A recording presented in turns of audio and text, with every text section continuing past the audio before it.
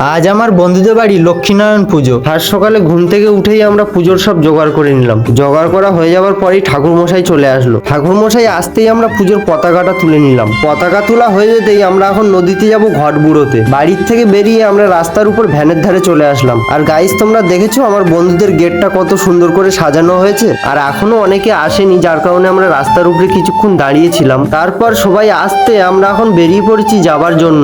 Bike নিয়ে আমরা সবার আগে আমতলি বাজারে চলে এলাম। এখানে এসে 2 প্যাকেট বাজি কিনে নিলাম আমরা পুজোতে ফাটানোর জন্য। বাজি কেনা হয়ে যেতে এখানে দাঁড়িয়ে আমরা একটু প্রকৃতির দৃশ্য দেখছিলাম। আর আমরা ভেবেছিলাম এইখানে হয়তো আমাদের ঘট বুড়াতে আসবে, তখন এই বাজিগুলো ফাটাবো। হঠাৎই আমাদেরকে ফোন করে বললো যে আমরা এই কাঠকড়াতের দিকে চলে এসেছি। বলার পরে বাইকটা নিয়ে আমরা এখানে চলে এলাম। এখানে এসে দেখি অনেক আগেই পুজো চালু হয়ে গেছে। এখন আমরা এখানে দাঁড়িয়ে বাজি ফাটাচ্ছিলাম আর পুজো দেখছিলাম। হঠাৎই বৃষ্টি চলে এলো। বৃষ্টিটা কম পড়ার কারণে আমি এখানে দাঁড়িয়ে একটু ভিডিও করছিলাম। হঠাৎই বৃষ্টিটা জোরে চলে এলো। জোরে বৃষ্টিটা আসতেই আমি ছুটে গিয়ে এই কাঠকড়াতের ঘরটায় ঢুকে গেলাম। এখানে এসে দাঁড়িয়ে এই দাদুর ঢোল বাজানোটা দেখছিলাম। কিছুক্ষণের মধ্যেই আমাদের ঘট বুড়ানো হয়ে গেল। এখন আমরা চলে যাবো বাড়ির দিকে। রাস্তার উপরে এসে সবাইকে গাড়িতে বসিয়ে দিয়ে আমরা আবার বাইক নিয়ে সবার আগে ঘরে চলে আসলাম। আমার বন্ধুর বাবা মা জল নিয়ে আসার পর সবার কাছ থেকে অনুমতি নিয়ে পুজোতে বসে গেল। ওখান থেকে হয়ে আমি মন্দিরের সাইডে এসে দেখি পুষ্পিতা এখানে বসে ফল কাটছে। তো গাইস, তাহলে আমি এখন ফল কাটা দেখি। তোমরা ভিডিওটা লাইক আর সাবস্ক্রাইব করে দাও। আবার দেখা হচ্ছে নতুন কোনো ভিডিওতে। ততক্ষণের জন্য টাটা।